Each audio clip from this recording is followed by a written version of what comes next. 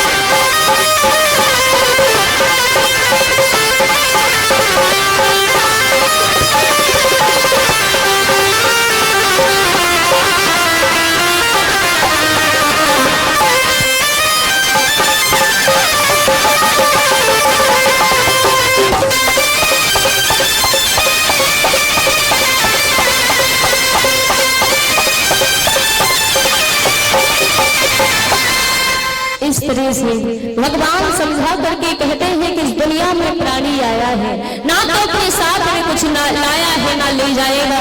कहते हैं मुट्ठी बांध के आए हो और हाथ पसारे चले जाओगे। कुछ नहीं है इस दुनिया में अपना, और गाले जगह जमीन के पीछे आज सब लड़ना छोड़ दो।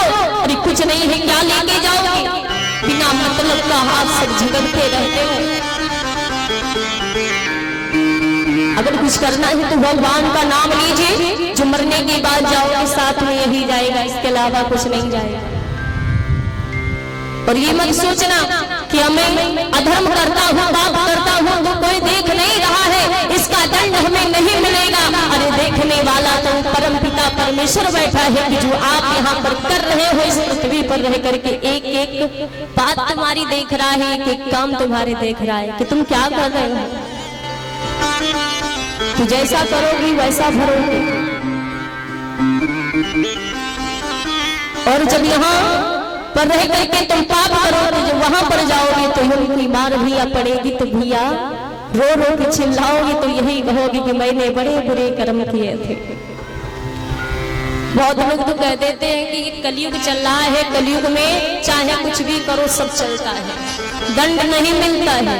पर ऐसा मत सोचना, जो तुमने किया है इसी पृथ्वी पर भी भोगना पड़ेगा। जवानी में तो बहुत लोग इतना लोगों को प्रताड़ित करते परेशान करते हैं कि लोगों का जीना हराम कर देते हैं, लेकिन जब बुढ़ापा आता है तो घुट घुट करके मरना पड़ता है। कोई कोई तो ऐसे भी व्यक्ति पाप करते हैं कि जब बूढ़े होते हैं तो ना तो दिखाई पड़ता ना सुनाई पड़ता है, अंधेरे बहरे गूंगे सब हो जाते हैं।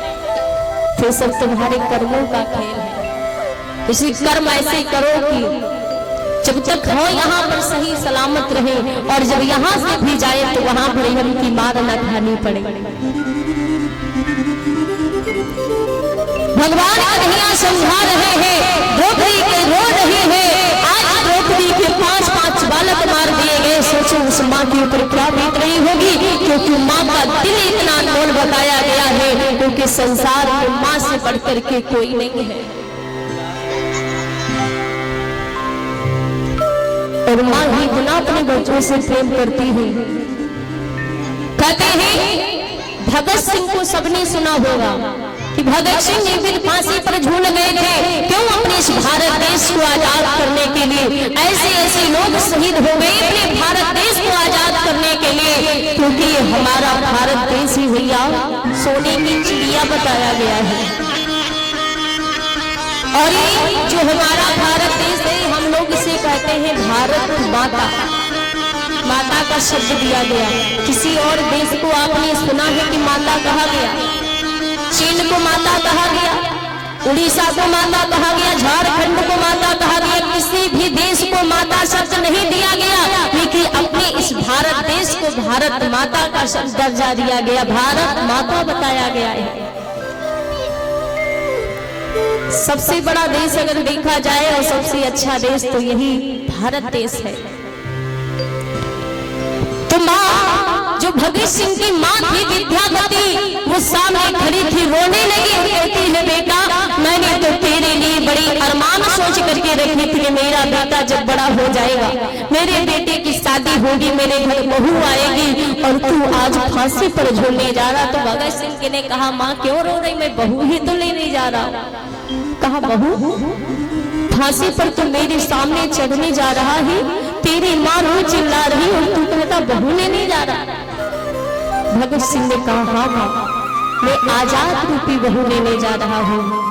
जब हमारा ये भारत देश आजाद हो जाएगा तो सुबह में इससे बड़ी खुशी हमें कुछ नहीं मिलेगी। वो माँ ने उस समय रोना धोना बंद कर दिया। ये सी माँ होती है। सोचिए माँ तो हर अपने बच्चे से प्रेम करती है। द्रौपदी भी रो रही है कि मेरे आज 5-5 बालक मारे गए हैं, और आज कहते हैं मैंने तुम्हारे पुत्रों को नहीं मरवाया। भगवान कन्हैया कहते हैं कोई मेरा दोष नहीं है द्रौपदी। लेकिन अर्जुन पास में बैठे थे। अर्जुन ने कहा तुम चिंता न करो द्रौपदी, मैं जाकर के उस पापी का पता लगा करके बहुत जल्दी आऊंगा जिसने तुम्हारे 5 बालकों को मारा। अश्वत्थामा तब तक उधर जाता है दुर्योधन के पास कहने लगा, हे मित्र देख मैंने तेरी इच्छा